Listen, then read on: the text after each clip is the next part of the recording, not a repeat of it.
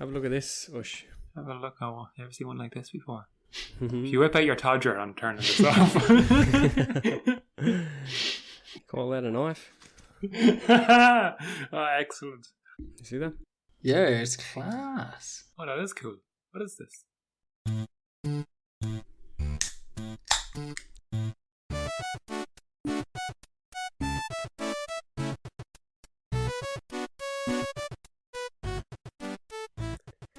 Hello and welcome. I don't want to fucking do that, but it's so ingrained in us now that I have to. That's how this starts. yeah. Welcome to Drunk Talk podcast book club for people who you know yourselves what we're about. Now, it's just the three lads tonight because our usual host is MIA. So it's myself, Seán and Bull. Come on, lads. The boys are late. Gondor calls for ale. That's what started this podcast. Yeah. Like that was the hook. That was what got us to say, yeah, fuck it, sure we'll do this. That was a good line. Yeah. And the prick who came up with it. Where is he now? Where is he now? Where was Ross when the Westfold fell? So yeah, look, join us on this episode as we delve too greedily and too deep into chapter 16, A Journey in the Dark. Nice. Woo! Yay. So how are the lads? All good? Yeah, great. Thanks, Owen. Good. How are you? How are you? Yeah, not so bad. Enjoying the sunshine. What a cracking day. Man, it's nearly too hot. Probably the hottest year we've had. Hottest day. Hottest day of the year we've had. Well, it kind of makes sense. It's the middle of July. You'd expect the hottest day of the year to be in the middle of July, but You don't want to be stuck inside doing podcasts, tell you that much. Like, this is for the fans. Nobody wants to be here. I mean, Ross has clearly stated that. We're doing this for you.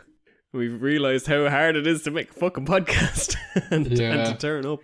Like, I think if we were still in lockdown, it would be a bit easier because, you know, we'd be fucking stuck to our homes and we'd be mad for something to do. But yeah, with nothing else to be at. Yeah. That's why this started. But everything's kind of slowly but surely getting back to normal bit by bit. And we've just went off the rails lately. Yeah. Even the weather. Like, if you're given this weather, Irishmen and pubs are open. I mean, where else would you be other than a pub? I mean, we're allowed in the beer gardens. I'd be in the beer garden now if it wasn't here. Or at least in my garden. Absolutely. Stuck indoors so my neighbours don't have to hear me shite on about Lord of the Rings. Talk about Lord of the Rings. You never know, maybe you'd like it. Well, look, we'll crack on, and I'll start with you, Bull. How are you? I am good. How are you? I'm very well. Thank you very much for the... What are you drinking on? We'll get to that. No, I just wanted to put it out there first. We're going to start, turn over a new leaf and ask the hosts first. Right, okay. And as soon as Ross is back, we'll just swap it back again and just never ask him. Grand. As a punishment. Yeah. I'm drinking a Smithwick's Blonde Ale. This fella here. It's nice. Grand. It's chunky from my memory. Like thick. The bottle or the drink? Like it feels heavy to drink. Maybe it's just a lot of foam or something. But it seems alright. It's not too foamy. It's nice and cold because I've had it in the fridge for ages. It's nice. The fridge freezer. The mother freezer. I've realised from doing edits, like, I curse an awful lot. I think we all do. And then you end up a little here and there. I actually edit out the because it's like, I don't need that. Don't need the in here. Really? Ain't fuckala. PG. PG officer. No, I'll keep in the cunts, but I'll take it that are unnecessary. Important ones. Bull, what are you drinking? I have a box of the White Hag, 24 cans of Super Split Ale. 24 Super Splits? 24 cans, yeah. I just thought... Of Super Split or just the variety? No, it's all Super Split. How many can you drink before you hate it? I just thought, the Shamrock Shake was so good. I've had the Strawberry Shake in the past, and you only ever get one can before the season's gone. I think they're already running out with them in the pubs across the country, so, or at least in the shops. It's nice anyway. It's nice, sweet. Yeah. Is it strong? It's about 5%, I think, 5 something. 5.6. Ooh. Yeah, also got this like mochaccino fucking pilot thing from Edinburgh as a goodwill gesture on the top of the box, and it was like 9.6%. I had that yesterday. It was like drinking coffee stout syrup thing that Newman hates. I actually liked it. It's kind of like drinking a nice coffee. Yeah, so fuck you, Newman. Where are you now? If you're listening. On the way to go. What else was that drink where you mixed them together and it tasted like Super Split? Captain Captain Morgan's Morgan and orange. and Club Orange, that's it. And it tasted like Super Split. That was good. Dangerous. Captain Morgan It's a used to dangerous be drink. a big thing back in the day. Like 10 years ago, Captain Morgan was everywhere. I don't know whether I'm just not in the drinking culture as much, but you don't hear about Captain Morgan as much as you did. Yeah. That's for the youth of today. Yeah, that's maybe it. What are they drinking these days? These days. These These days. days. I'd Anyway, say- we'll get on to our next fella on the pod here. Oisin, how are you? I'm fantastic. Can't complain. A bit sweaty. Thanks. I know you wanted to know that. Yeah, as are we all. But good other than that. Delighted to be back in the pod. Feels like ages since we did it. You'd be feeling thin, like butter scraped across. Too much bread. Oh. And I presume you both did your homework. Just about Yeah. 2 hours before the pod starts, scraping notes together. And like a filthy casual that I am, I forgot to ask Oisin what he's drinking. So go back to Oisin here. Back The game back show in the here. room. Back to Oisin. I'm just on Estrella again. I have a few more bottles in the fridge. Decent It's beer. nice, especially when it's hot. I love a cold Hot beer. No, when it's warm out, I love a cold bottle of suds.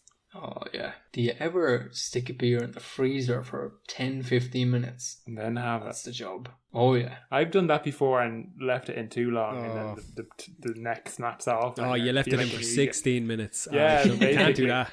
You can leave glass bottles in a good while before they actually start fucking freezing and cracking and shit. If you ever wrap it, if you're in a rush, wrap it in like a cold tissue paper or wet tissue paper, and then it'll freeze quicker or it'll get colder quicker. But then you're just left with a big sticky fucking tissue on it. Like, Yeah. You What don't works? like that.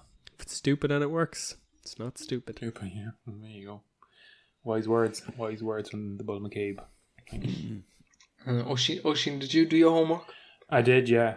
Lastminute.com, but I did it. I enjoyed it. It's a good chapter. I think we'd all agree that it's a good read. Yeah. Good read. Good read. And what are you drinking, Ross? Oh, you drinking with your other friends in other counties, having fun elsewhere? In the sun, In the outside, while we're stuck inside. Yeah. Lastminute.com from Ross as sharing the well. load. We Yeah, thought that we had a was- host about 2 hours ago. Turns out he's on the opposite side of the country. Well, fuck him for enjoying himself. There's nothing the Irish love more than begrudgery. A bit of begrudgery is great. Oh, Yeah, Jesus. I Do I think that's begrudge the that best man thing now? we're good at. You can't give out about the person down the street. Who can you give out about? Yeah. Dead right. And let it be known across the world. We're miffed. Miffed. Fantastic. You know, word. I'm whelmed. I'm not overwhelmed, but I'm whelmed by it. Yeah, I get you. I hear you. No, not really. It is what it is. This is, I can just see this is becoming the norm. We need to get more guests on. Oh yeah, boys who don't have a clue about Lord of the Rings. Boys who've never even heard of it. Just throw them in. Guest hosts. Wild card. Just leave them Yeah. out, yep. Yeehaw! Any fans out there willing to do the hosting? There's no pay. We got, what, 3 cans of beer last 3 week? cans, yeah. That was nice. Each. We got more than 3. Oh, we got loads. It was class. I Actually, we got should do a 10. shout out. That was really sound of one of our fans and potential sponsors. We got a wee taste of a sponsorship there in the form of free beers from fourcorners.ie. I got 10 free beers. I don't know how many Oh, you got, yeah. Paul, Well, but you were meant to divvy them out. I did. You I did? did divvy them out. The lads, we were all drinking them. What was the blueberry thing we had? That was dessert the joke. Froob. Froob. Called it the That's what Froob. it was. Yeah. Oh man, that thing blew the head of me. It was the dessert beer. It's good. Yeah. Nice. That was from Too Old, I think. It was Cool. They were Icelandic all or like, something. yeah, they were all around them neck of the woods, Danish and Icelandic. And Yeah, I had loads of them. I was trying to keep them for the pod, but like we've been waiting 2 weeks and they're just so tasty. They're just like, asking me to be drinking them. Too warm out to keep that Drink in the me, fridge. Sean. It's like dumb beer and Homer. They're delish, and we'll link you how you can buy them. If you want to Yeah, you know. can get them on fourcorners.ie. You can fucking... Fourcorners.ie. Oh, well, that's The for rep like... is Kieran. What's his surname? And where does he live? Tell him where he lives. What's his PPS number? And his first pet's name there, please. And the three digits at the back of his credit card. But Um, it was absolutely sound of him. Very I have sound. never, in a long time since I've seen such just kindness, just give a random Do you person know what? beer. Like, some of that wasn't even from Four Corners. That was just, he was in a brewery the day before. And he was just being nice. He's like, I bet the boys would like have a wee sup of this. It was Carlingford Brewery or something. He was just over there. We did enjoy a sup of whatever it was. We did, yeah. Yeah. Sound man. That's it now, Four Corners. That's No, it. until More we get beers more. before we say anything else. Until we get more, yeah. They were delicious. Thanks very much. All right, who's doing the 30-second summary? Is it 30, 20? No, we're going to give an extra 10 Oh, the 50-second summary. Yeah, I'll do that. 50 seconds. Yeah, okay. Yeah. 40. Yeah, I'll do it. I never get a chance, and Ross always puts me down. So I'm Go just for gonna it. do Go it. for it, Can't put Bull. me down if he's not here. La la la la la. So, Journey in the Dark, the boys, and they've just been beaten by Caradras, the mountain. They're really against going through the Mines of Moria, but they do. Then they find a door to get in, and they're in front of this weird, gloomy, spooky lake. Gandalf takes fucking ages to find the password. We know from the film it's melon. Gets in, and Frodo is just taken by this swampy kraken thing.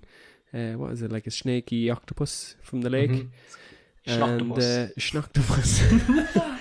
Oh, what is the word for in Irish? It was like a mother of suck. Anyway, back to the summary. They get in through the thing. The doors are barred behind them. Gandalf shows them the way with his little on his staff. Look, gets the light going.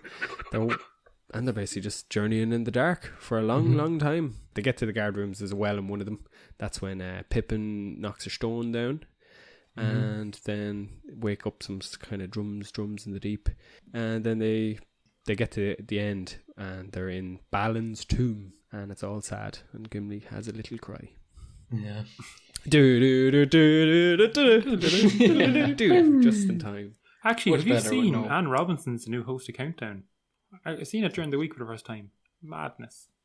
Anne Robinson, is that the one From The Weakest Link? Weakest Link. Mm. It's not Lord of the Rings. Sorry. Yeah. Yeah, good summary. Yeah, so at the start, the boys are deciding on the mountain, like, it's time to go back. Like, this thing has bet the shit out of us. We've had enough of snow, and they go for one last sleep before they finally decide that they're going through the mine, because they're undecided between them. Half of them are like, definitely not, and the other half are like hemming and hawing a bit, like, I don't think we have a choice. Yeah. So I think it's a Frodo suggestion. We'll decide in the morning. But I have it wrote down here that Boromir and Legolas definitely don't want to go. Yeah. 100%. Gandalf is saying, yeah, 100%, we're going through it because there's no other way. Aragorn's been before, same as Gandalf, but doesn't want to go. And the hobbits are kind of saying nothing. Pippin just says he wishes he went home. Like, they don't really have a say up to this point. Gandalf kind of gives everyone the option. He asks one by one who wants to, who doesn't. I was surprised though that Legolas, Boromir. It's glowing. Oh, if Ross was here now, his head would explode. Glowing. Legolas flat out says no. Aragorn's like, I've been before, I do not want to go back again. And Boromir as well is like, flat out no. They're the men that you kind of need to have on your side if you're going through the Mines of Moria. When you're going into a sticky situation. I thought Aragorn doesn't afraid of anything, you know what I mean? Yeah, he usually doesn't afraid of anything. But this time, He is. yeah, He's Moria afraid is of something. different. Because Boromir says Moria is a name of ill omen. Everyone knows that it's a bad place, you know, not just smart people. It's just like common knowledge. You stay away from Moria. Yeah, even the hobbits knew. They said it was like a vague fear. Yeah, you're just afraid. You know to be afraid of Moria. So if something is in there, you know, people are avoiding. Apparently. It's so scary that Gandalf had to give him some of his liquid crystal meth. Again. What is it? Minover? Minover or something. Murivore? Like that. I don't know. Minover. There's a niche there for somebody to bring out a beer that's called Minover, isn't there? Yeah. Don't be giving them ideas. Keep that for yourself. Fuck, we should bring it out. We should bring it out. That's getting We get on to We're going to Kieran. start a microbrewery now. Is that Yeah, the next fucking right. idea? cool. Side merch. You know, if everyone else can do it, why can't we? Like, we did a podcast. Why can't we do a I'll microbrewery? do it in my shed. Exactly, yeah. We call it like Clue Dog or something like that. Drew bog. Did you notice? You must have picked this up because it's as plain as a nose in your face. The amount of foreshadowing that something is in store for Gandalf. Yeah, I was going to Like, bring this up. Yeah. Different times, like 3 different times during the chapter, it basically says something's going to happen to Gandalf. Yeah. Sam specifically says something's in store for him, and it's not a wolf's belly, because they're being at this point they're being chased by wolves, magical, dark, mysterious wolves that turns into a bit of a fight. So one of them comes and Legolas, I think for the first time, looses an arrow. Is this the first time we see the skills of Legolas? See his accuracy. The accuracy. Yeah, and, he gets him straight straight in the through the throat. Boom, one arrow killed. And it's like, all right, grand, they're done. Oh wait, no, here comes shit tons more. Yeah. And there's a body to be seen afterwards. Yeah, and afterwards, not a body to be seen. But what I imagined when I was reading that is, do you remember early in the Fellowship in the movie when Gandalf says to Bilbo, "Do not take me for a conjurer of cheap tricks," and he becomes huge and he fills up the room. And it kind of says that he does that here. He becomes he grows. He grows and becomes like this monster man. I'm like, Yeah. oh man, that must be what he's doing there. And he has like some sort of flame and stick, and he's going 90 with it. Yeah, he chucks it at them. I love it's like ambiguous because he's like after lifting up a stick in the dark, so that could cast a shadow to make him look bigger. But I like to just think he's a wizard, so he can do whatever the fuck he wants. He's just become about 7 foot taller. Maybe not 7, maybe 2. Oh no, I think 7 feet. I don't think that. Well, no, I don't think he's like a giant all of a sudden. I think he's just stretched. He's Gandalf. You think he? Tall I'd as the say trees. he's more than 7 feet. He's probably six odd feet himself. If he was a good wizard, surely he'd grow more than 1 foot. Out there now. There was no need for a wizard there. For fuck's sake. But like, yeah, he's not going to grow 1 foot. Like 1 foot. Yeah, come on. No one would even notice. But like, Gandalf, you're standing on a rock there, are you? Yeah. These wargs are meant to be fucking monsters of things. I'd say he grew about 12 feet. Yeah. Picked up a tree himself, lit it on fire, and he lobbed it at them. 12 extra legs. Me. Yeah. 100%.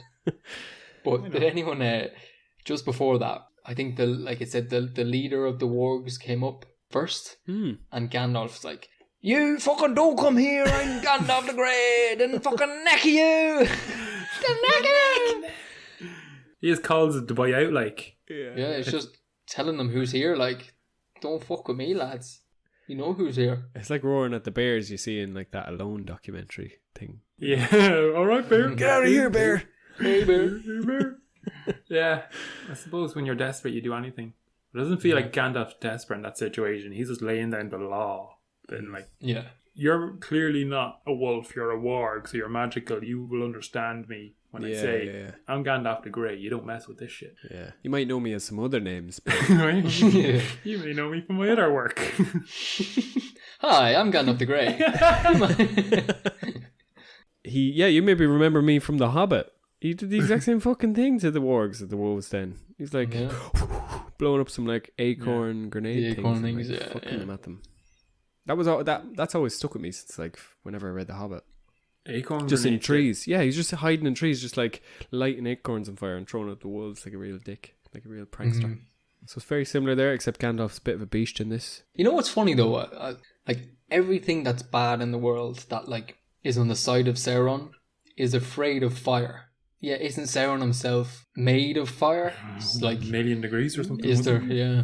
Maybe they're afraid of Sauron. That's why they do it for him. That's what I'm saying. Why like, they're under his control. Yeah. Threatening them with fire. I only finished the Return of the King extended edition there this week. And did you start that like back in February? Oh, yeah, I know. That's the fucking joys of having a kid.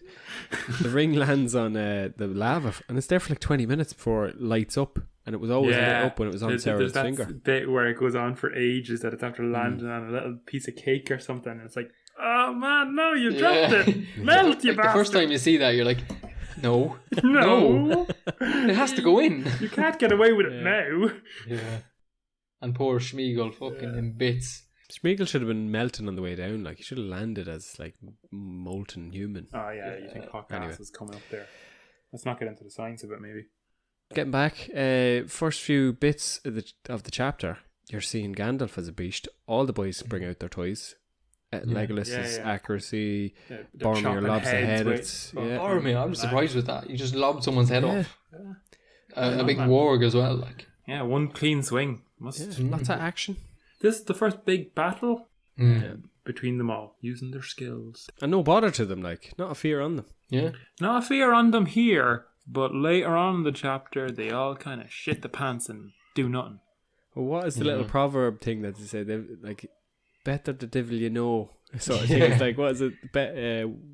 Well, Aragorn hears the wolves, which is class. Unbelievable ears. Again, you have to mention the ears in these boys every chapter. Yeah. Sam's a dog. Sounds job. But I think Frodo says there's a howl in the air, and Aragorn's like, there is a howl in the air, but it's fucking wolves. what was the proverb thing? It was like, the wolf that one hears is worse than the orc that one fears. And then, That's but what the Boromir wolf said the wolf that howls is, there's an orc that's going to prowl or some shit. Yeah. They always The have like real a little petty rap stuff, battle like. back and forth. Yeah. Yeah. Who can come up with the more cunning little rhyming couplet? Who do you think has faced more wargs, Boromir or Aragorn? Well, Aragorn's about like 1,000 years old. No, 100 years old. So, Aragorn. Just No, but Aragorn's done a lot of prowling. Doesn't mean he's always been close to Mordor, whereas Boromir makes it plainly clear during his little Very speech. I've spent my entire time fighting off these pricks. It's about time someone else helped me. Osgiliath is always under fucking siege or something. I love how he's from RD. Yeah. They never fucking help us out here on RD. We're left to us fend for ourselves. There's no fucking money for the county council at all. Gondor's falling to bits. The potholes everywhere. The road to Minas Tirith is fucking shite. It is a grey eye. It's a grey eye in Mordor. Where are we now then? Not very far. Yeah, we're There we are. on the first bit.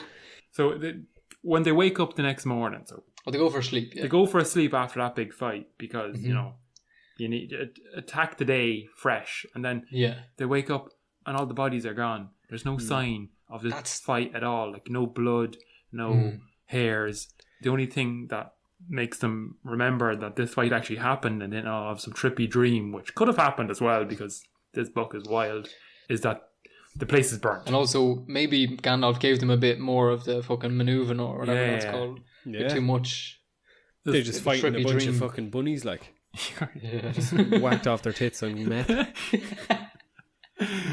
Could have Just burned the whole forest around them, or at least the trees in the circle. it's a killer rabbit again. Gandalf's just like, well, let me show you something. He did a fucking cool thing anyway. Fucking lighting all the... What did he get? Like a lightning storm that went from tree to tree. Need to mention that. Some cool ass magic. Gandalf's the boy. Yeah. But yeah, where do you think the wargs went? Like what happened? Why is there no trace? Magic. Unexplainable magic. If you're a warg, it means you can change shape into anything or just one thing. Maybe they just change shape into like a beetle. No, they're still there. Hiding, skirking away. But if you're dead, how do you change shape? Maybe they were beetles to begin with, Oisin. And they just changed back into their original form once they died. Yeah. Yeah, so they were just dead beetles in the ground. Didn't even know. That's it. Hot take. That's Hot take number one. That's a good. That's a good shout though, actually, because like I know wargs, they're like big wolves, but a warg usually means Shapeshifter, right? I'm gonna say usually means, but the only time I've ever heard warg was from Game of Thrones. So you know, Game of Thrones, Game of Thrones, Game of Thrones. Yeah. Wargs, very mysterious. Did you notice though that Gandalf is 100% the leader from the get-go? Like, he tells the boys, pick up your swords back to back, light the fire up. You know, he's a strategist almost. Yeah. Strategizer. Strategimist. He doesn't leave it unknown who's in charge. Yeah, he fucking Who's belts the leading orders. this party. And you know, I agree with him. He should. And Aragorn de Fours in a way. He should lead. He's a wizard. He's the oldest. The oldest, the wisest by a long shot. And he knows the most stuff. So why would he not be in charge? Yeah. he's lived so long that he probably knows every single positive and negative about every fucking creature in Middle Earth. So it's like, right, this is how we deal with wargs. Get back to back. I'll get some fire. We'll be grand. As don't worry about it. I wonder, does he see through them, like, into that other world of the Wraith world, where, like, they glow dark or they glow white if they're evil or powerful. So he's just like, that fucking rabbit is actually a spy for Saruman or Sauron. It could be. I remember a couple of chapters ago it said Glorfindel. Frodo could see him just as white light. So he lived in both planes, maybe. Yeah, not that's those what I mean, two. yeah. Gandalf could be the same. Why not? Because Like, it said something about Glorfindel was born in Valinor or travelled there once, and that's where Gandalf was brought to. he was born in a man. Is Valinor not that place you go across the sea? A man, yeah. A man. Oh man. Over. AMAN is another name for it, I think. Oh, right. Anyway, we made the joke once. I'll cut that. That's good. So then the next day they're out walking. They can see like the cliff edge that they're looking for in the distance, and they know what direction they should be heading, but they don't know exactly where the door is. And the way to find the door is to follow a stream or a river, I guess. But the stream is all dried up. So it makes it even harder to find. But eventually, after some scouting about, Gimli, I think he skipped ahead and he saw him. yeah, because he gets excited or something because he's about to go into Moria, and they see that the gate stream has dried up, and it's all a bit spooky. Like, that used to be a very Loud, flowing yeah. river. Strange. But they find it, follow it, they head up some steps at the end of it, and they see that there's a lake rock. where there shouldn't be a lake because the stream has been dammed by something. Yeah. Like overactive beavers or something, I don't know. You got wildlife out the wazoo here. I haven't said wazoo in a wild bull. I think I should bring it back. You told me before I said it too much. Bring it back. You should be saying Getting it to back. Claiming it back for myself. Yeah. Yeah, so... Did you say tonight's tipple? Oh, I don't know if I did. Tonight's tipple is Estrella. Yeah, so it's been dammed up, and at this point we don't know what's going on. So they skirt round the lake and eventually find where the door is, and this is where like the next point of kickoff of discussion happens. Yeah. They also mention, like, I think they're walking by the lake and like Frodo's foot goes into the lake at one point and he just gets a really eerie feeling about it. They say that like sunlight or moonlight doesn't shine on the lake, it's just black. There's no reflection, anything like that. Yeah. But there is some ripples when they're walking by it and they're walking too close to it, which is fucking pretty ominous. So I have a hot take about this. I think the Kraken made the dam because we find out later, Gandalf says something like there's fouler things than orcs in the deep. Yeah. And what, like, if More that foul thing's been foreshadowing. pushed out by, Durin's Bane, the Balrog, what Yeah. the fuck else is down? Like, if it's scared of the Balrog, how bad is the Balrog? I mean, that's why everybody fucking hates Moria. But he's been skirted out. He's like, oh, here's a stream. If I stick a big rock down here, I'll get a wee lake for myself. And he's been shiting in it for years. So, like, that's why there's no shadow. Because it's just, That's why it's so just dark. it's like a goldfish bowl that you haven't changed in a while. Oh, man. Yeah, I guess Good point. it probably makes sense. Yeah. How does it not overflow at one point? That's why the stream comes, isn't it? Gimli found it, like. But Gimli would find it. Gimli would fucking sniff that thing out because he's mad to get into Moria. Oh, yeah. The only man Can't who wants wait. to go. Yeah. Like, Gandalf's leading the pack, but Gimli's very close to his side. He'd be fucking, right, come on, Gandalf, this way, that way, this way. Yeah. Don't bother to him. Yeah, I love this bit that comes up now where, so he finds the door first and they're all standing around then like, well, there's the door and we know there's going to be some sort of password or something to get in. And Gandalf's like, right, yeah, I'll figure it out, like, just give me a second. But everyone's asking questions. Peregrine too, because like, how are we going to get in there? Oh, what are you going to do? How are we going to find out? He's like, I'm going to knock on the door with your head. Yeah.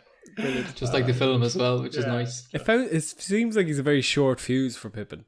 Like, he doesn't suffer anything he says, even if Pippin asks a genuine question. You know what I mean? Yeah. He just hates him. It is a bit annoying where you know, right, he's thinking, he's stretching to the back of his mind. Imagine the amount of stuff he has in there. Like, it says at this point that he knows every language spoken on Middle-earth. Yeah. Man, that's impressive in itself, let alone the knowledge he has around that. And then this little wee annoying hobbit's like, what are you going to do? How are you getting in there? Are we there yet? Are we there yet? Come on, have you figured it out yet, basically? there yet? Like, Are you a I'll wizard rip or your what? head off the door, you little prick. And that's the first time in this chapter that Pippin's just been like, prick. Yeah. Oh, but not the last. Did you know, this is another thing I picked up on here. Well, I don't know if I picked up on it or if I wanted to pick up on this. But very famously in the film, because it's a meme now and you see it everywhere, like, it's some sort of Elvish, I don't understand. But that's Frodo talking about the inscription on the ring. Yeah. Do you know that meme I'm talking about? Yeah, when Frodo, And it's like, that's in like Bag End when he first picks the ring. yeah, exactly. But he doesn't say it. But here he says, I thought I knew elf letters, but I cannot read these. Which just to me seemed very similar to that quote from the movie, which definitely didn't happen in that chapter. Mm. We read that chapter not long ago. I don't know if you remember. We're doing a podcast about it. But I think in this, somebody says, no, Frodo does say it's in Elvish, but I don't recognize any of the letters. And your man's like, oh, it's from a Western type of Elvish. You wouldn't have seen it. Or an Does Eastern he? type. Yeah, he does, yeah. Yeah, I think it's an old, And then, old Elvish. But Yeah. I was going to talk about that quickly as well. But they mentioned that the doors were created by two people. So one was Narvi, a dwarven craftsman, and the other Celebrimbor, who was the one guy who made the rings. Yeah, who made the rings. He was the one who created the doors. So that's why. So you put the magic into That's it. why it's speak friend in Elvish. It's Elvish. in Elvish. Yeah, it's pretty cool. I like the way he's like tried everything, and at the end he's just like, fucking open! Yeah, just in like another roaring at it. language. And then he like fucking drops the staff on the ground. He's like, F this shit. Yeah, Just sits down. Rage quits. Yeah, I don't know what he says, but it's definitely just the closest thing to rage quitting I've ever seen in a book. Just drops the staff like, no, Smashes the don't controller. like this. And That's it. of course, in the film, Frodo is the hero of the day. He says, "What's the Elvish for a friend?" Melon works. Yeah. But in this, Gandalf figures it out. Yeah, 100%. Yeah, and he says that it was Merry who kind of led him to that train of thought, because Merry says, "What does speak friend and enter mean?" He was the only one who specifically said that in words. So yeah, And I like that Gandalf also toots his own horn here a bit. It's like, it's too simple for a learned lore master like myself. Yeah. what a title to give yourself. Yeah. Learned lore master. It's we've 100% all done that at work. Like, Yeah. you know what I mean. You've just Yeah. Oh, I should have got that, but it was. I was overcomplicating the problem. Yeah. What did he say? It was something like, "Oh, it's in these suspicious times. That's too simply oak in good happy times." They were happier times. It sounds like a really nice spot. Like they had like nice elvish trees with the holly on them. Holly trees. Yeah. They talk about the elves being friends with dwarves, and Legolas and Gimli have their first little wee spat. Like, it wasn't fucking us who ruined the friendship. Well, it wasn't fucking me. Well, I heard it was both. That's what Legolas sounds They like. also have their little moment when the sun shines on the gate for the first time, and it like the mithril pops up, all the elvish stuff. One, like some of it is dwarven, and Gimli's like, "Oh, that's the dwarven, like an anvil, is it, or something?" Is that right? Yes. Like, yeah, it's a dwarven anvil and like an elvish crown that pops up on the door. That's like the two markings, as well as Two all together at last. Yeah, exactly. Yeah. I didn't know. So that's why it's like speak friend and that was enter. 2 trees and a star and a crescent moon. Or else there was big fans of communist Russia, either or. Yeah. Sickle and a moon. Drop the United. So they get in. United. They get in anyway. They get into the. Get in, the doors but open. not He's just in fucking time. Stop. So They get in, but they don't get in before something drastic happens. yeah. Like, So Boromir chucks a stone in the lake. Fucking Boromir, yeah. But that was in the movies. Who was that in the movies? Probably Pippen. Probably Pippen. actually, yeah, just to make the Pippen scene. I think it was, and I think Aragorn is like, "Don't disturb the lake," something like that. You fucking idiot. But it's Frodo this time. It's like, "Now Boromir, you shouldn't have done that because I have a bad feeling Why about did you this." do that? Yeah. Why did you do Yeah. that? Boromir's a little fucking gimp in this episode. Like, all up until now, he's just like, we shouldn't have fucking came this way. Like, no other option, but we shouldn't have fucking came here. Probably right. We can't go anywhere else, but, Yeah. I hate this place. And nobody listens to me. And fuck you for coming this way. And here I'm going to throw a stone in the lake. Yeah. He's not bad in the last chapter though, because he's the one that like paves the way to get the hobbits back down the mountain in the snow and all that kind of stuff, and has them on their back. And he's the one who made them bring the sticks. The as well. sticks, yeah. And he also was fucking lobbed the head off a warg, which is pretty badass. Warg, But yeah, he don't know if you could do that, Bull. yeah, but So he's very human. He's the human, isn't he? But because Aragorn isn't technically man, Yeah. is he? He's Superman. yeah. But his decision making when it comes to stuff that's not battle or tactics or anything like that, it's just shit. Like he doesn't have the brain for anything else. Just war. Yeah. It's sad though as well. I love this chapter because you get to see all the characters. You get to see the action, the suspense of like the lake. You get to see a bit of, good writing. You get to see all the characters. You get to see a lot of Gandalf, what his character's like. But then you see the conflict and Sam when Bill the pony fucks off and he has to choose between Bill and Frodo. Yeah. He starts crying like. He takes a quick step towards Bill and then realizes, oh no, Frodo's making a noise. I better go to him. My priorities lie with him. He's But a good they don't man. want to leave Bill. I'm glad you brought that up, Bull, because I want to mention that.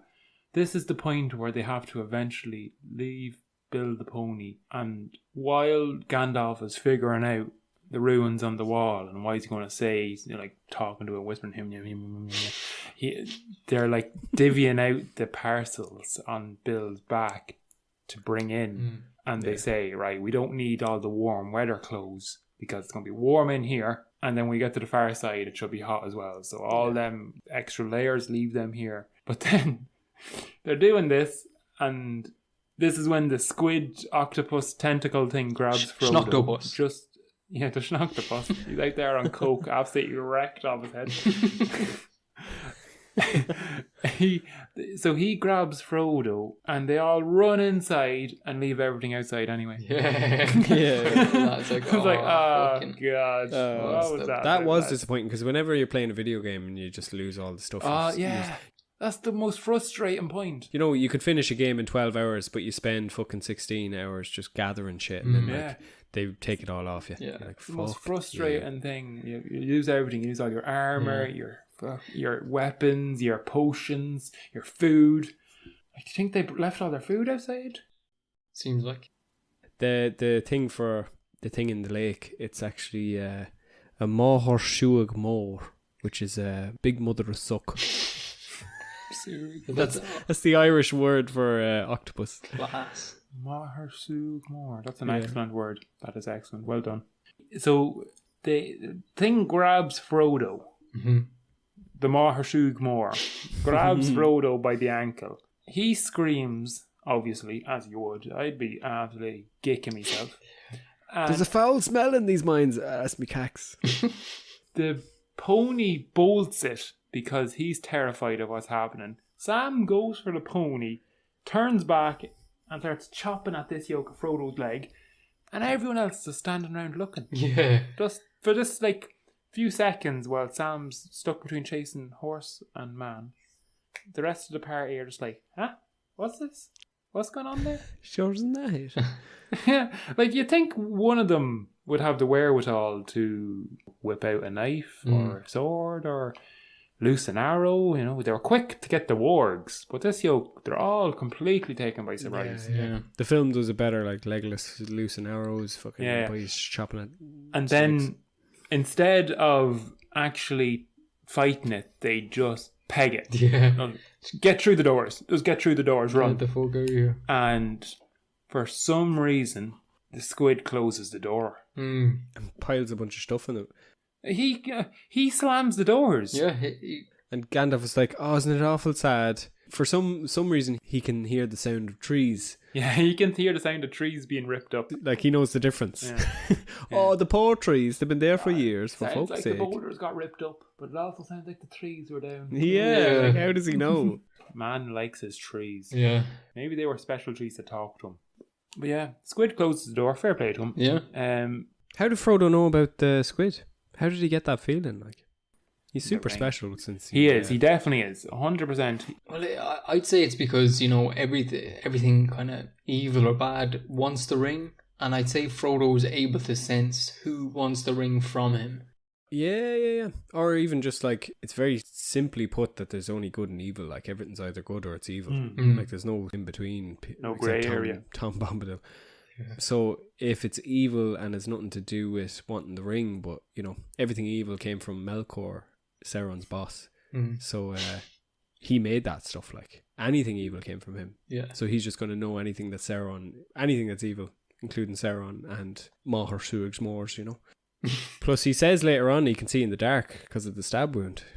Yeah. Like, he is special. We'll get on to that, but I just a quick kind of, it's not so much a tepid take, but more so just my imagination kind of just wandering when I was reading the book. But Gandalf says something has crept or has been driven out of the dark waters under the mountain. And like you said just there, Oisin, that like this fucking Schnoktopus or Maher Shuig, whatever it's called, it closed the doors on purpose. Like, oh, he definitely did, yeah. Yeah, 100. That's what I thought as well. Yeah. I agree with what you're going to say. I know what you're going to say. I agree with you 100%. Well, we'll see. So, like, is him and the Balrog mates? Like, do they know each other? Is he? No. Is he? No, it's the opposite. It's the opposite. It's like, keep he that got fucking out of Balrog there. in there. Yeah. I know what's in there. I'm not going back in there, and it's not coming out here. I'm slamming these doors shut to keep it the in Balrog there. in. Yeah. That absolutely just nails my point, but I'm going to keep going anyway. But I was thinking, like, They're in cahoots. Yeah, they're in cahoots. They're mates. The Balrog, fair enough, he's the boy, and he's like, this is my domain. You can have upstairs, and come here. If anyone tries to get in, lock them in for me, and I'll reward you, whatever it is. But like, I wonder if, Sauron's been around and Melkor and Morgoth. Like, they made all these evil creatures. But it reminded me of, have you ever seen Wreck-It Ralph? Where it's like, all the bad guys get together in a meeting. And it's like, Sauron. I'm bad, and that's okay. Yeah. It's like this Schnoktopus, Balrog, Sauron, the Barrow Whites, they're all in a room together. And it's like, we never wanted to be bad. It was just because of this. And it's like, just because I'm a bad guy doesn't mean that I'm a bad guy. Yeah. That's, I agree. That's where my mind went just when I was thinking of that shit. But you're saying the Balrog is going to reward the Maher Suig more. I'm enjoying this word now. I'm going to keep using that. That's class. I need to write that down to a fucking The reward. big mother of suck. We should just say the English. No. Fuck that. Jeez, I use enough English words then. I'm going to use some Irish when I can. What would the reward be? What do you reward him with? I have no idea. Honestly, I didn't think that far in. And you did well to absolutely nail my fucking point in the head. And I absolutely agree with you too, that if there was a Balrog and he was down in the... You knew he was there. Yeah. He definitely drove this fucking Maher Shuig... Maher Shuig what? More. Like big. Oh, Maher Shuig more. Yeah. Right, out to this fucking thing. And yeah, he built his own lake and yada, yada, yada. But it makes total sense that he closed the doors. He's like, get them fucking closed quick, lock the door, doing on Solus, lost in I didn't think you could open them doors again. Yeah. What I don't get is that, like, for the regular folk, how can dying by anything that's stronger than the last thing be any more scary than the first thing? Like, if you go in and like 6 orcs are surrounding you and they kill you, you're dead. Like, it's the same as being squished by the Balrog or ate by the squid. Dying is just bad. Like, why are they afraid specifically more of the depths of Moria? Oh, don't go near there. It's because, I mean, the orcs will kill you before you even get there. Everything is scary. Everything's out to eat you. I don't know. Do they think there's some sort of like torture chambers down there that you're going to be tortured from now till Kingdom Come? Well, look, the Balrog does have a whip, so he does. And it's on fire, isn't it? It's even worse. When a Gandalf comes along, you must whip it. When a Gandalf's hanging on, you must whip it. This reminds me of another Simpsons quote of Smithers. Look at this whip. Licorice whip. It's the complete opposite, It's terrible. A Simpsons quote every episode. I mean, my guarantee is I'll mention a knob. Has it come up yet? He'll do his Simpsons quote. What's Owen's? Just some stupid hot take that's always just nailed in the head by you guys. Before he even finishes it. As Ross would say, well, you're wrong, but but it's a good hot take. Yeah, well done. Yeah, good hot. We should discuss their big long trek through the mine. Yeah, yeah. Like, not much happens really, other than the fact that Gandalf has some sort of very small light on the end of his staff, so that they can see like 2-3 feet in front of them. And they're like, oh, well, thank God he has that, because not only is there like narrow walkways with like sheer drops either side, there's like potholes in the middle, like you just fall down, there's cracks in the walls, there's different paths you can take. It's a confusing place to be in. It's not as simple as just walk through here. Yeah, there's water underneath their feet at one stage. Yeah. And it's 40 miles they have to travel from one side to another. 4 marches. That's if they don't make a wrong turn or go the wrong direction for a certain period of time or something. So more than likely it's like more closer to 50 or 60 that they probably will end up doing. Yeah. There's no way they get it right first time. I think they sleep a few times. Yeah. They do it in a couple of different trips. Like. Yeah, they do sleep. Before that, we should mention that basically as soon as the door closes behind them, Frodo starts hearing something. He's like, that's not an echo. That's a separate foot, isn't it? Yeah. I hear that. The pitter-patter of feet. Yeah. That's not our feet. But it stops just after us. Strange. Yeah. It seems... Which is obviously Gollum. Yeah. Following them. That's the first time it's mentioned too. But yeah, it seems like Frodo recently, his senses have been dialed up to 11 because he can see better in the dark. He can hear better than he usually could. Yeah. Like he can hear this pitter patter, but no one else mentions it. Like isn't Gandalf is there. Legolas is meant to be very good. Legolas and Aragorn and Sam, who we've mentioned multiple times, is a dog and has savage hearing. No one else is hearing this, which is bizarre. You think that they're all like absolutely on their wits. Like, Does that come down to what I said earlier about like the octopus? You know, it senses the ring, and Frodo senses the danger of the octopus wanting it, and it's the same as Gollum. Gollum wants the ring, so Frodo can sense someone wanting it. So he's like, he could be it. Following he said something like, I can sense evil behind and in front of me. Yeah, he does say that in here. Also, just to add to that, the Morgul blade seems to have done him more good than damage. Yeah, true. He seems to he can see in the dark because of it. Like, does that mean we should all be stabbed with a Morgul blade, like, and hope to survive? Yeah, I don't know. The survival rate is probably very low from that. Like, you're very lucky to get the Rivendell in the end. Yeah. But turned on his super mutant powers. Yeah, he did. Mutant hobbit powers. Absolutely. It's his spider. I was thinking as well, like when he got brought to Rivendell and Elrond cured him. I don't think he cured him. He just slowed down the process.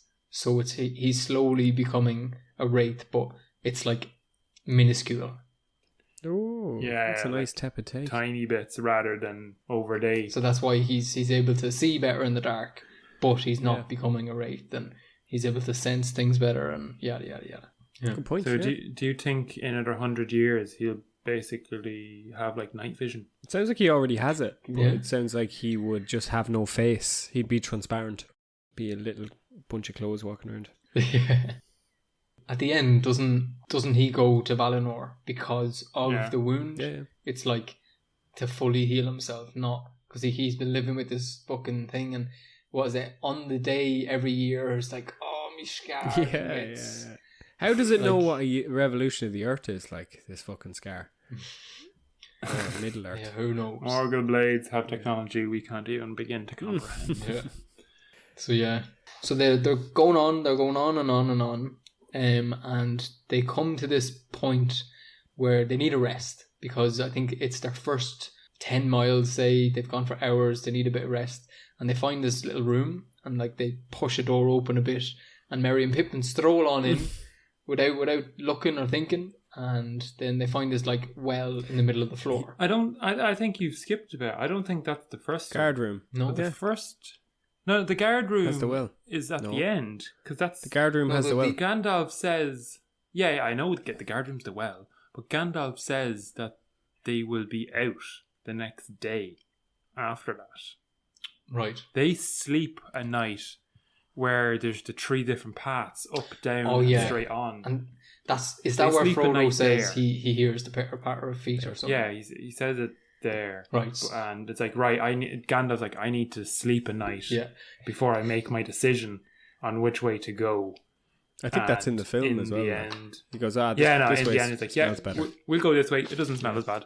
Yeah, and everyone's like, oh. And he has okay. a little wee smoke just to... He says, he also says that, which, resonates to all of us at some point in our lives. He says, I need a smoke. I haven't in fact forever. Yeah. It's been 3 days. Fucking... So he's been Hasn't action since before the man, mountain, he's like. been leader, he's been guidesman, scoutsman, he's been magician, and now he's just a regular dude. Nerves are wrecked. He's this Rego Normster Gandalf. Yeah. This is my chill time. Don't be buzzing. Don't be wrecking me, Buzz. Yeah, go to sleep. Yeah, I thought it was a bit weird that he would smoke in here. You're trying to keep a low profile, but surely lighting something like that would leave a smell. And like there's other people around that would attract you. I don't know. Like Frodo's super sensitive hearing. Do other people have super sensitive smell? Would it smell you from the opposite side of Moria?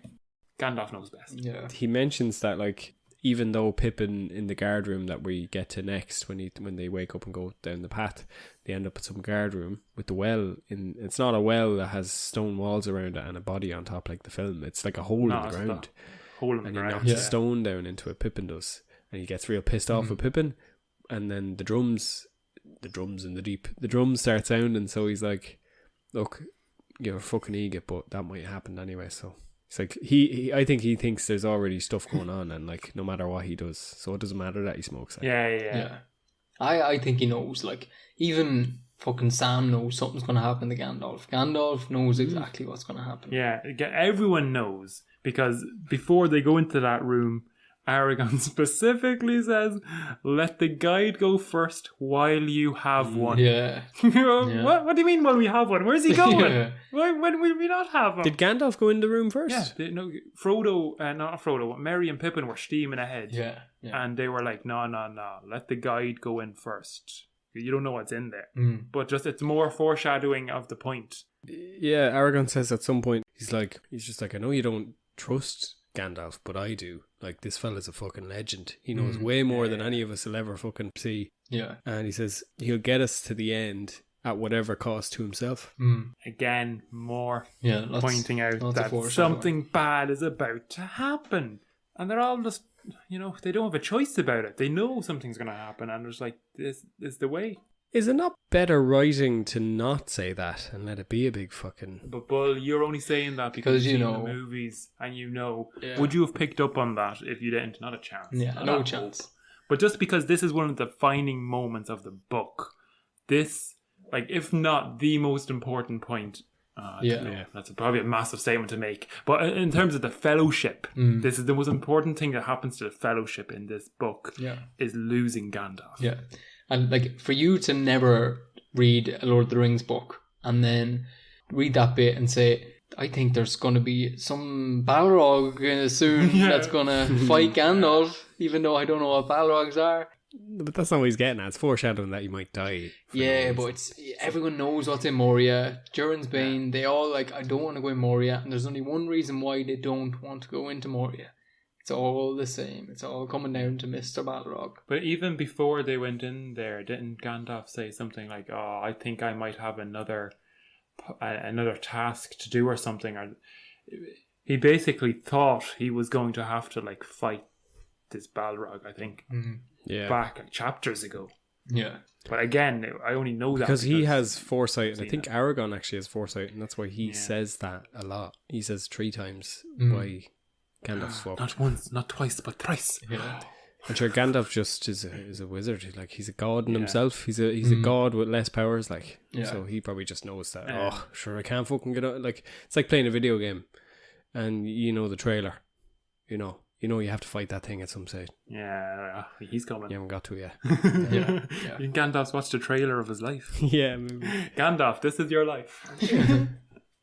That'd be cool. As well as that, like, Gandalf knows how strong this ring is as well, and it seems at every point it attracts evil. So you're going into the den of the most vile creature on earth, it's going to be attracted to the ring. So, like, you know, Yeah. he knows we're fucked. Fucked here. Yeah. Again, I like when they get in here and like Pippin's like, oh, I have to throw the stone down the well. I don't want to, but I have to. Oh, Jesus. Yeah. Is he evil? He might be just like I'd little say. smidgen evil, just doesn't realise it. It said, Yeah. it said Pippin felt curiously attracted by the well. Like, why? He's attracted by wells. That's like a whole new sexual fantasy I've not heard about yet. Well. What do you have here? And Gandalf does say "fool of a took" as well, which is a nice little. Yeah. The movie get Throw it too. yourself in next Throw time. your, I love that. Just fucking harsh. Rid us man. of your fucking Jesus Christ. stupidity. Brilliant. Yeah, that's good. I love that. So they wake up and go again, and then they go into Go that. watch it again. They go into that room, you know, in the movie where it's like pillars upon pillars and it's massive, and Gandalf like shines his big light, so it's not 2 or 3 feet of light. He does like a fork of lightning or something, like to fill up the whole room. Yeah, and it's massive. And then he says, or I think Sam was the one that says, like, it's pitch black in here. Surely the dwarves didn't live here. Like, why would they? It's awful. Gandalf says, no, this is the great city of Darrodelf. I think it's Darrodelf, he says. And like that's where they fucking had markets and all that kind of shit. It was nicer back then, but it's actually nighttime or something when they're in there. Yeah. He's like, in the morning it'll be bright, you'll see. Yeah, there's fucking windows up on the roof or something like that. Yeah. But then If we stayed to then that, Gimli goes into his big long song. yeah, During He's the like, day. yes, I'll give you Durin's tale there. Anyone care to summarize it there?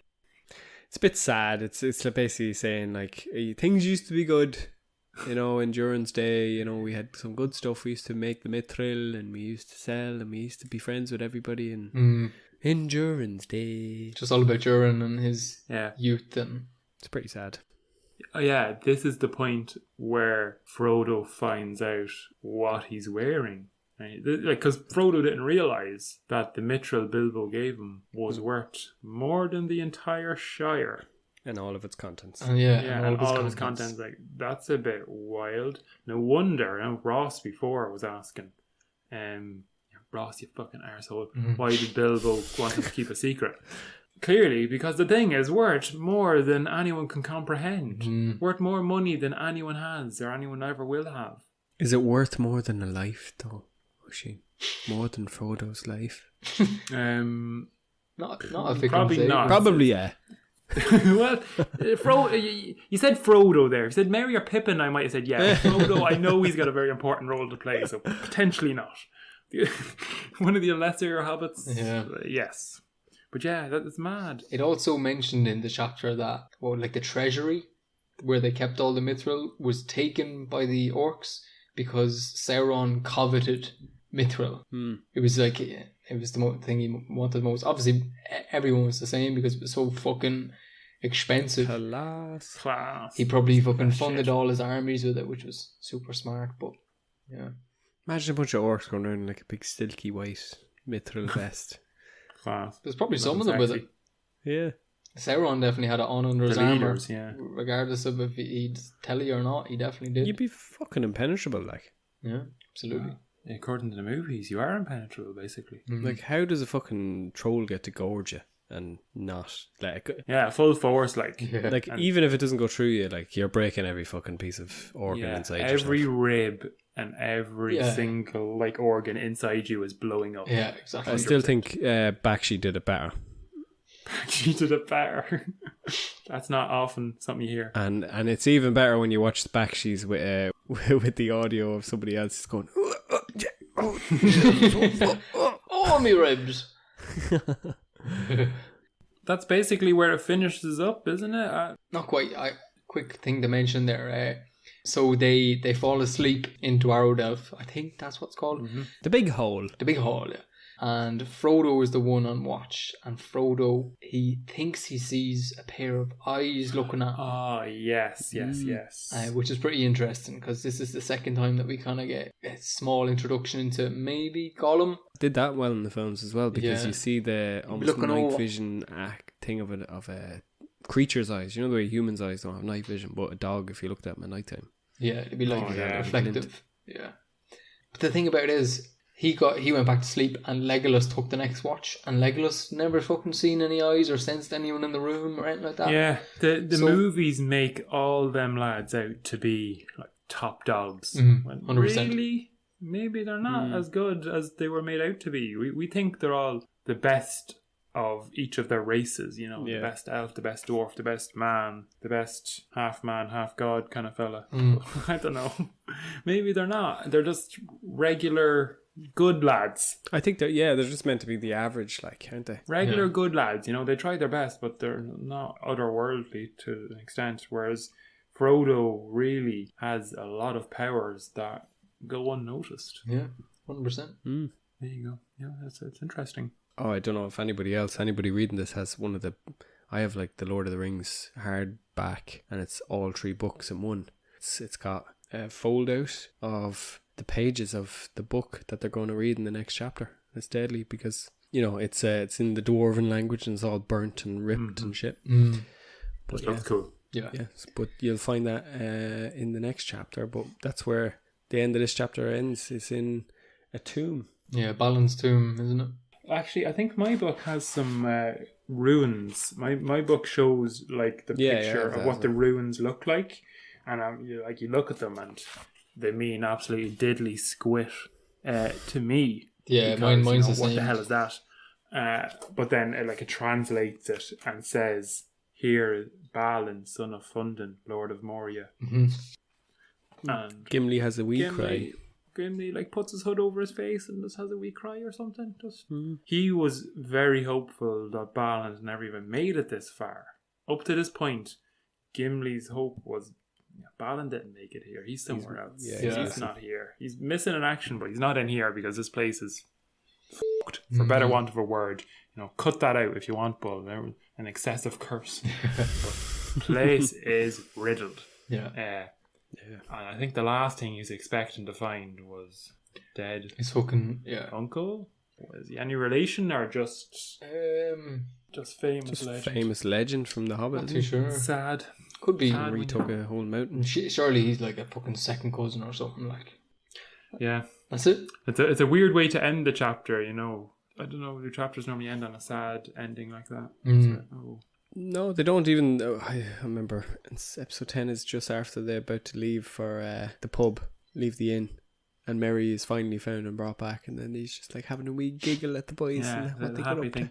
Oh, can't believe you fell off the table, Frodo. Oh, what kind of eagle are you? And then here's this. And then you have this. Yeah, it's getting real. All is not well in Middle Earth. So, any hot takes? The only hot take I had was what Eoin had mentioned earlier, that the squid closes the door. He does it on purpose. But it's not a hot take. It's just your interpretation of why he did it. Yeah, I think because it's glaringly obvious. I would have said actually. Yeah. I have no real ones. All the foreshadowing of Gandalf obviously is just hilarious and terrifying at the same time. That even Sam picks up that something's in store for Gandalf, but it's not a wolf's belly. It's a fucking good chapter though, isn't it? It is. That is class. That's a proper good Lord of the Rings chapter. Where that's fucking action. There's fights. Suspense. There's weird creatures you've never heard of. More Sue Moors. More do you want? Class. What more do you want? A first real battle, orcs. I mean, it's got everything.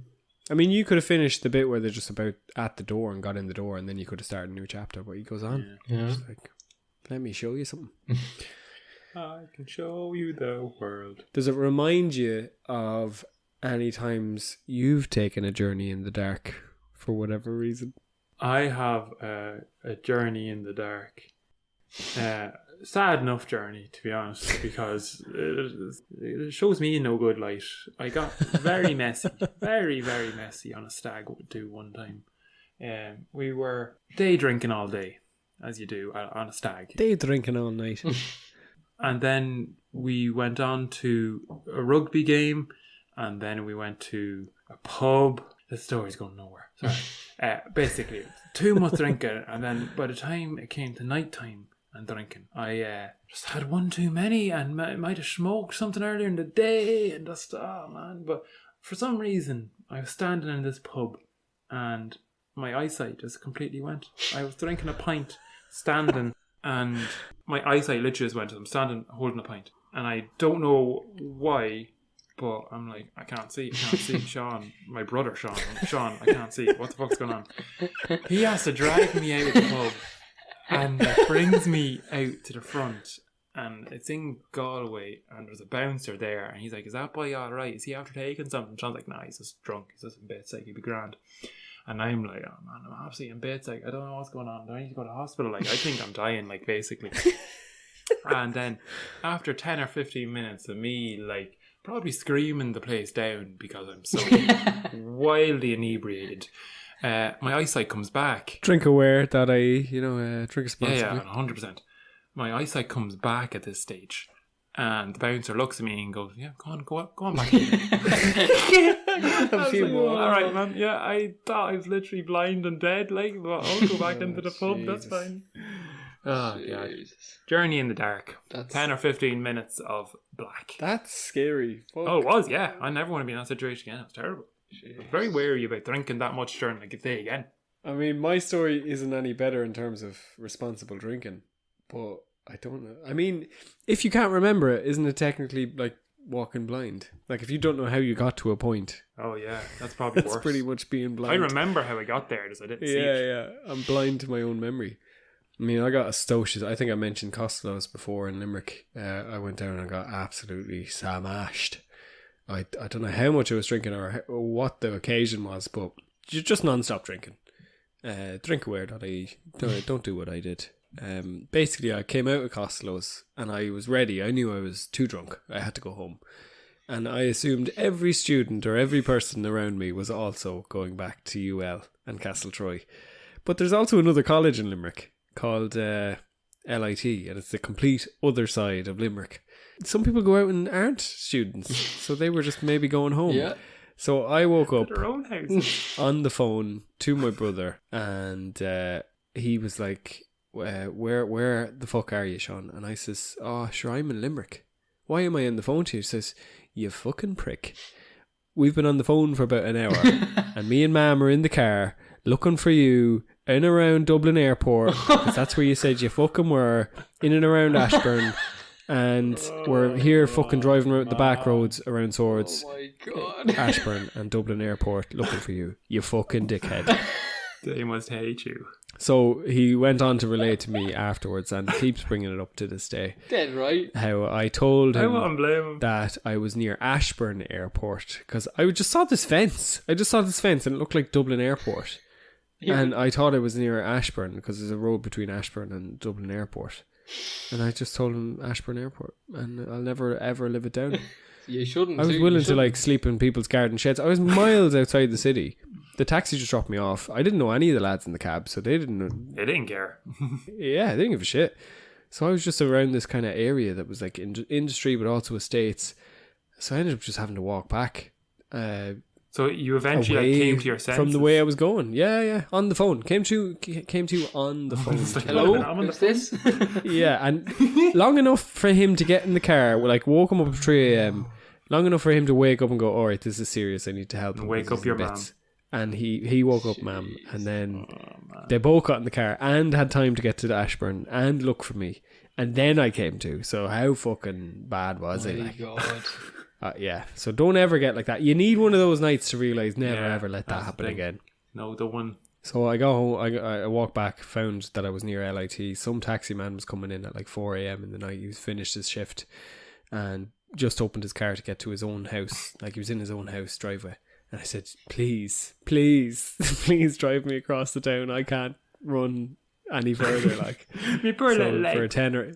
Yeah, for a tenner, whatever I had left in my wallet, thank fuck, he dropped me halfway to he must have seen you and be like, gee, this lad. He did not want to help me. Well, for a tenner, he was like, you probably look like you came through it. Yeah, he's like, this lad needs to get home. He was so done. He was already out the car. Like, I must have looked desperate. But that's the thing.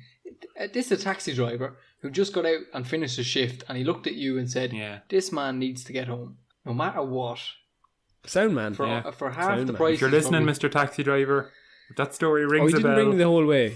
I was kind of fair with him. It was like, take me as far as 10 and get me, like. But he still had to drive home. Yeah, he's got to go back the opposite way. Oh God! Don't ever get that No. drunk, ladies and That was a gentlemen. good story, but That is. that was good. Everybody needs one of those Yeah. scary moments. You know, when you're embarrassed to tell. Yeah, I have a moment as well. It's kind of a scary moment, but I know you are talking about being blind. Being blind. I was working in a pub in Australia, right? Basically, I was in changing kegs, and I remember I've no experience with kegs whatsoever, and like kegs are fucking pressurized, and I was trying to take one off. Like there's like a thing you click off, big metal thing, and it goes, ksh, and then you put it onto another, and it's like pressurized gas. But I couldn't get one off for ages, and all of a sudden it was just this massive noise, and I couldn't hear for like 5 minutes. Like my hearing was gone, like absolutely. And I was walking around the room like, to that, like, honestly, I've never been so scared. Like I was walking around saying, "I'm deaf, I'm deaf, I'm deaf. Fuck! I'll never hear again." That's It just- scary, man. As soon as I popped it, was this massive noise that just blew my eardrums, like pops in my ears. I was like, "Oh shit, I'm fucked." This is it. But no, it came back. It came back after all. But that's probably my moment of, fucking a journey in the dark, not knowing what the fuck my future holds. I'm deaf now. What do I do? Your whole life is Do I need to running go- through I your was- head. Like, it's like, oh God, Yeah. how do I do anything? Yeah, exactly. Yeah, I was looking up schools for the deaf. And I learned sign language. Signed myself up to a sign language course. yeah. Cancel Oh, that scary straight shit. Jesus. I hope there's no deposit Yeah. put down on that. Called my mum. I said, "Mum, I can't hear you." I can't hear you.